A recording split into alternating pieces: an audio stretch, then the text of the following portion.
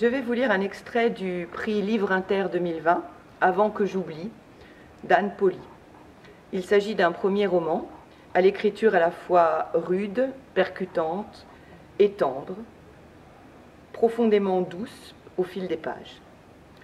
Il y a comme point de départ la mort d'un père, personnage qui se révèle plus complexe que la narratrice, comme le lecteur ne pourrait le penser.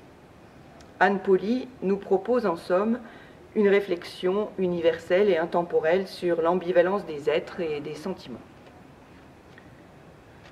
Nous sommes au début du roman. Ensuite, il a fallu s'occuper des formalités. Elles ont commencé par une dispute avec mon frère aux pompes funèbres Lecreux et Fils, 27 600 Gaillon, parce qu'il trouvait que les cercueils étaient trop chers. Tandis que le Mazarin, le Parisien, le Richelieu, le Sully ou le Turenne, poignée comprise et cuvette étanche, évoluaient vers des versions plus actuelles dans le respect de l'environnement et des familles, on serrait les dents. Tandis qu'une certaine Jacqueline M., dans une brochure triste et fleurie, se félicitait du déroulement harmonieux de la cérémonie, on crevait de misère. Du racket organisé, du délit d'initié. Moi, monsieur, je ne marche pas dans votre marche de malade et vos combines de merde, avait dit mon frère à monsieur Lecreux, fils, qui de son côté avait évidemment calculé une marge pour se dégager un salaire, ce qui semblait normal, mais quand même un peu grossier compte tenu de ce qui venait de nous arriver.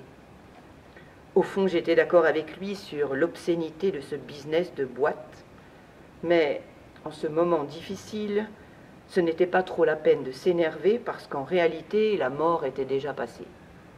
Mon frère, ce tardif et ses révolutions manquées. Mais avec sa polaire sombre et son bermuda d'écolier, il a continué de monter dans les tours à toute allure et j'ai vite humé dans l'atmosphère les aigres effluves de sa violence. Un mouvement d'air familier, un assombrissement général du décor avant la fin du monde. Comme je commençais à avoir mal au ventre, le mode survie-soumission s'est enclenché tout seul. En tripotant la brochure et en regardant mes pieds, j'ai essayé, tout doucement, en bonne fille adoucissante, concentrée fleur de tiare, de lui dire « Jean-François, calme-toi, c'est pas la peine de mettre en colère contre ce monsieur qui nous reçoit une veille de jour férié. Mais Jean-François, c'est un despote déguisé en guide de montagne, un alpha qui joue les Peter Pan, un Attila qui s'ignore. Alors, faut pas trop le pousser, sinon il charge, et l'air ne repousse jamais sur ton égo défoncé. » Il m'a jeté son fameux regard « dégage ». Et après un rictus cynique façon « tu sais qui tu me rappelles, là ?» Il a continué d'engueuler le croque-mort et j'ai fermé ma boîte à camembert. Alors que, naseau dilaté, il pinaillait sur le capitonnage satin dans un vocabulaire empoulé, j'ai eu des remontées. Je revoyais papa, couteau à la main, immense et ivre-mort, courir après maman autour de la table en éructant.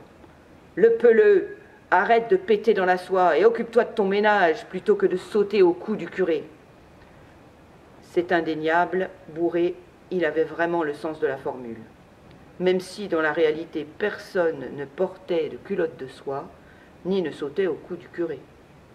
Prodigue et ample, ma mère, tardive dame patronnesse, en jupe-culotte de Nîmes, s'était, il est vrai, investie dans des activités de paroisse, qui au fond ne lui ressemblaient guère, pour échapper à ses excès, à lui, d'alcool, de colère et de jalousie. Voilà donc où cette histoire nous avait menés. Voilà où gisaient les loyautés, me disais-je, la tête dans les mains.